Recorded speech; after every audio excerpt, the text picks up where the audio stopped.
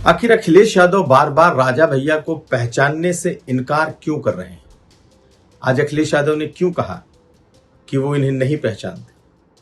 क्या सचमुच अखिलेश यादव राजा भैया को नहीं पहचानते, या फिर अखिलेश यादव अब राजा भैया को पहचानना नहीं चाहते? आज हम ये समझेंगे।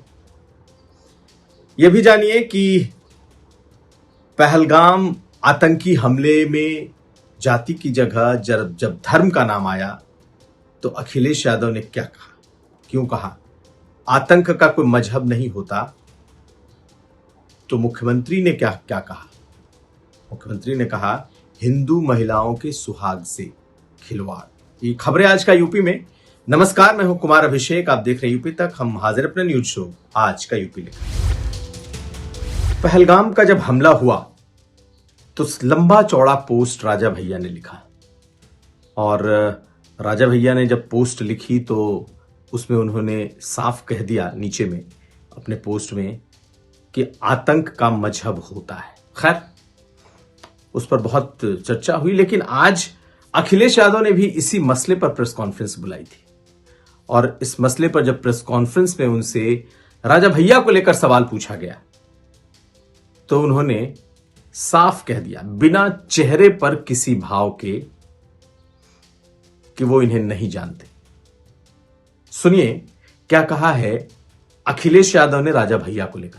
राजा भैया ने कश्मीर की पहलगाम की घटना को लेकर राजा भैया ने टूरिज्म को बाईपास। हमारा कोई परिचय उनसे नहीं है।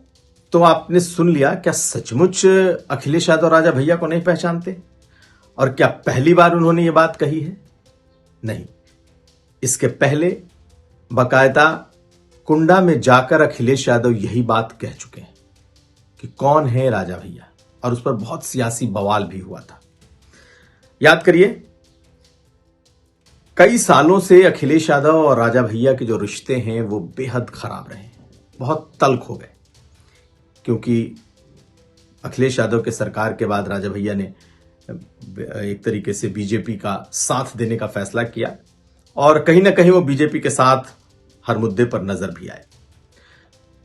लेकिन जब कुंडा की बारी आई तो वहां पर अखिलेश यादव ने, गुलशन यादव का जो मामला आया तो उन्होंने साफ कह दिया ये कौन है। तो ये कोई पहली बार नहीं है जब उन्होंने पहचानने से इनकार किया।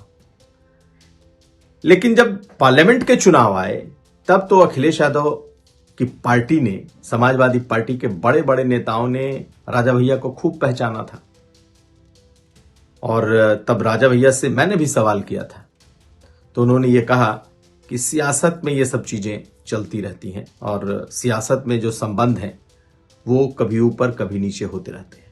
यानी उन्होंने नहीं कहा कि वो नहीं पहचानते, लेकिन उन्होंने ये जरूर कहा कि यह सियासत है और उसको उसी हिसाब से देखना चाहिए।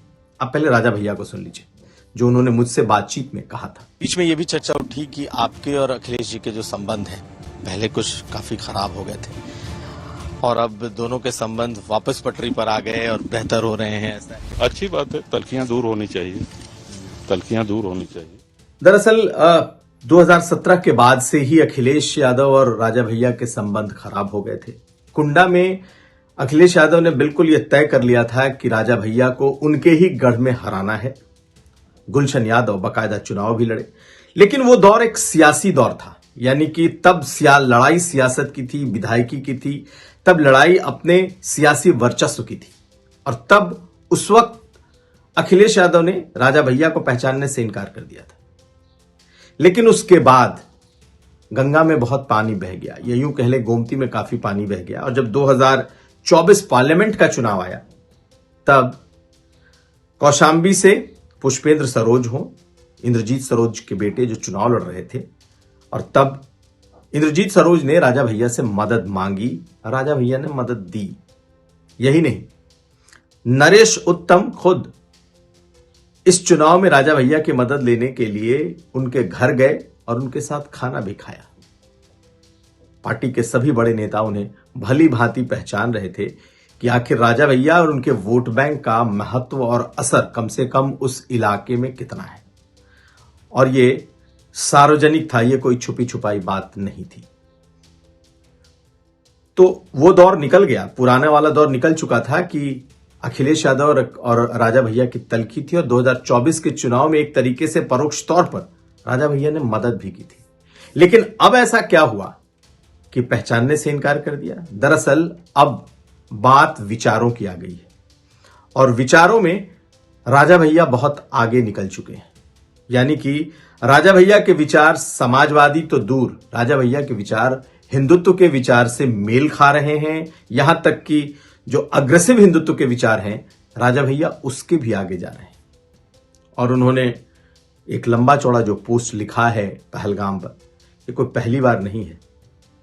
इसके पहले भी उन्होंने लगातार सनातनियों के लिए, लगातार जनसंख्या नियंत्रण के लिए, राम मंदिर के लिए पिछले कुछ सालों से राजा भैया बहुत एक्टिव रहे। हाल में उन्होंने कुंभ के दौरान भी खूब जमकर, कह सकते हैं कि हिंदुत्व पर बोला था। ऐसे में राजा भैया के जो विचार हैं वो दिनों दिन हिंदुत्व की तरफ काफी ज्यादा अग्रेसिव विचार होते जा रहे हैं। आप पहले सुनिए राजा भैया के नए विचार। एक तो आप अगर उनका ये एक्सपोस्ट देखेंगे तो अंदाजा लग जाएगा कि उन्होंने कैसे साफ साफ कह दिया कि मजहब का आतंक का मजहब होता है। और जब कुंभ में मैंने उनसे बात की थी तो उन्होंने किस तरीके से हिंदुत्व की बात की थी, ये भी सुनिए।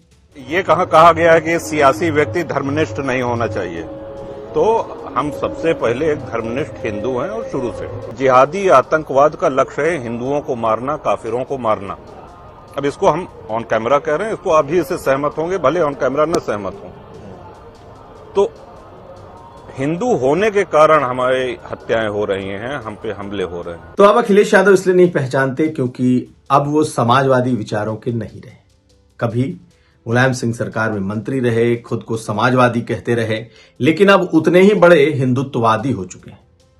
और अब अखिलेश यादव को लगता है कि इन विचारों के साथ राजा भैया को नहीं पहचानना ही ठीक है। कुंडा की लड़ाई, प्रतापगढ़ की लड़ाई, ये तो सियासी लड़ाई। इस लड़ाई का तो कोई ना कोई अंत होता है। इस लड़ाई में कोई ना कोई कभी साथ होता है, कभी कोई छूटता है। ये लड़ाई तो अलग हो गई। लेकिन जब विचारों की लड़ाई में राजा भैया आगे निकल गए तो अब अखिलेश यादव ने साफ कह दिया कि वो उन्हें नहीं पहचानते। लेकिन ऐसा नहीं हो सकता कि नहीं पहचानते। अखिलेश यादव राजा भैया को बखूबी पहचानते हैं, और शायद इसीलिए चेहरे पर बिना किसी भाव के उन्होंने ये लाइन कह ली। एक बार और सुन लीजिए। राजा भैया ने कश्मीर की पहलगाम की घटना को लेकर राजा भैया ने टूरिज्म को बाइकआउट। हमारा कोई परिचय उनसे नहीं है। खैर, अब लड़ाई 2027 की है, और इस 27 की लड़ाई में अखिलेश यादव अपने पीडीए को लेकर के आगे बढ़ रहे हैं, यानी कि पिछड़ा, दलित, अल्पसंख्यक। और उतने ही जोर से वो ठाकुरोवाद की राजनीति पर प्रहार भी कर रहे हैं। खास करके इस सरकार को बिल्कुल ठाकुरों की सरकार ब्रांड कर रहे हैं। ऐसे में यह उनकी राजनीति को सूट कर रहा है कि जो सबसे बड़े ठाकुर नेता हैं, सबसे बड़े ठाकुर नेताओं में जिनका नाम शुमार है, उनको ना ही पहचाने। अगर नहीं पहचानेंगे तो उनका पीडीए और मजबूत दिखाई देगा। और शायद यही वजह है कि अब अखिलेश यादव राजा भैया को नहीं पहचानते। अगली खबर। तो आज मुख्यमंत्री योगी आदित्यनाथ कानपुर में शुभम द्विवेदी के घर पहुंचे। जी हां, वही शुभम द्विवेदी जिसकी आतंकवादियों ने पहलगाम में हत्या कर दी गोली मारकर। कुल 26 लोगों की मौत हुई थी, लेकिन एक शख्स कानपुर का था जिसकी कुछ महीने पहले शादी हुई थी। आज जब उनके घर शव पहुंचा बीती रात, तब से ही माहौल गमगीन, गमजदा था। मुख्यमंत्री योगी आदित्यनाथ ने पहले शुभम द्विवेदी की पत्नी और परिवार से मुलाकात की, उन्हें ढांढस बंधाया, लेकिन मुख्यमंत्री का गला रूंधा हुआ था। यहां तक कि वो प्रेस कॉन्फ्रेंस में जाते वक्त वो अपने आंसू पोंछते हुए भी दिखाई दिए। लेकिन मुख्यमंत्री योगी आदित्यनाथ ने जो आज बात कही है वो बेहद अहम है। उन्होंने क्या लिखा है पोस्ट पर, क्या कहा है, सुनिए। मुख्यमंत्री ने जो कहा उसे पोस्ट भी किया है और लिखा है कि हम आश्वस्त करते हैं कि जिस तरीके से जम्मू कश्मीर के पहलगाम में जो कृत्य आतंकवादियों ने किए हैं, हिंदू मां बहनों के सिंदूर के साथ जिस प्रकार की बर्बरता की गई है, उस प्रकार के आतंकवादियों और उनके आकाओं को इसकी सजा जरूर मिलेगी, उसी प्रकार की सजा। इसमें किसी को भी संदेह नहीं होना चाहिए। तो मुख्यमंत्री योगी आदित्यनाथ ने यह बात कही है कि हिंदू मां बहनों के सिंदूर के साथ जिस तरीके से बर्बरता हुई है, तो जो कल से एक नैरेटिव चल रहा है, खास करके ये कहा जा रहा है कि यहां आतंकवादियों ने धर्म देखकर, कलावा देखकर, कलमा पूछकर, यहां तक कि कपड़े उतरवाकर हिंदुओं को चुन चुन कर मारा है। मुख्यमंत्री योगी आदित्यनाथ ने उसी बात को अंडरलाइन किया है। तो एक तरफ बीजेपी या बीजेपी से जो जुड़े नेता हैं वो इसे कहीं ना कहीं जाति के कार्ड का एक काट के तौर पर देख रहे हैं कि जिस तरीके से विपक्ष ने जाति का नैरेटिव फैलाया, इस घटना ने कम से कम, इस घटना के जरिए उन्होंने कहा कि नहीं, जो ये धर्म पर हमला है। उधर अखिलेश यादव ने आज अपने प्रेस कॉन्फ्रेंस में जो बात कही, उन्होंने कहा कि ये प्रेस कॉन्फ्रेंस पूरी तरीके से सिर्फ इस पर ही सीमित रहेगा कि जो आतंकी हमला हुआ है, लेकिन उन्होंने कहा कि मजहब, आतंक का कोई मजहब नहीं। अखिलेश यादव ने इसे पूरी तरीके से धर्म से अलग कर दिया, उसे धर्म से अलग रखने की बात कही। सुनिए अखिलेश यादव। क्योंकि आतंकवादियों का कोई धर्म नहीं होता, आतंकवादी किसी धर्म के नहीं होते। तो ये था आज का यूपी। हम फिर हाजिर होंगे, आप हमें दीजिए इजाजत।